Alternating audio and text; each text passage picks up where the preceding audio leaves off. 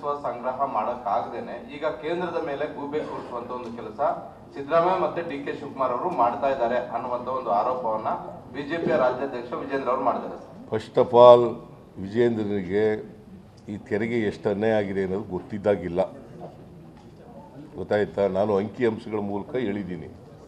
I hope that you have understood the figures that I have mentioned. ಅವ್ರಿಗೆ ಇವೆಲ್ಲ ಗೊತ್ತಿದ್ದ ಅಂಕಿ ಅಂಶಗಳು ಹೇಳಿದ್ರು ಅವರು. ಅಲ್ಲ, ಬರೀ ಸುಮ್ಮನೆ ಏನು ಜನರಲ್ ಆಗಿ ಹೇಳೋದಲ್ಲಯ್ಯ, ಈ ಫ್ಯಾಕ್ಟ್ಸ್ ಫಿಗರ್ಸ್ ಎಲ್ಲ ಹೇಳಿದ್ರಾ? Please ask him. Okay, next ತಾಳ್ರಿ.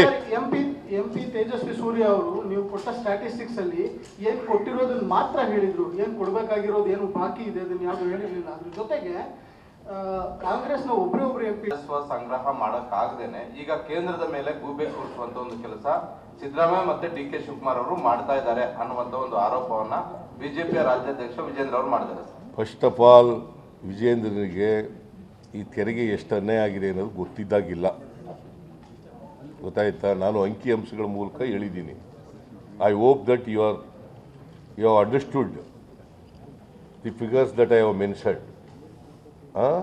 ಅವ್ರಿಗೆ ಇವೆಲ್ಲ ಗೊತ್ತಿದ್ದ ಅಂಕಿ ಅಂಶಗಳು ಹೇಳಿದ್ರು ಅವರು. ಅಲ್ಲ, ಬರೀ ಸುಮ್ಮನೆ ಏನು ಜನರಲ್ ಆಗಿ ಹೇಳೋದಲ್ಲಯ್ಯ, ಈ ಫ್ಯಾಕ್ಟ್ಸ್ ಫಿಗರ್ಸ್ ಎಲ್ಲ ಹೇಳಿದ್ರಾ? Please ask him. Okay, next ತಾಳ್ರಿ.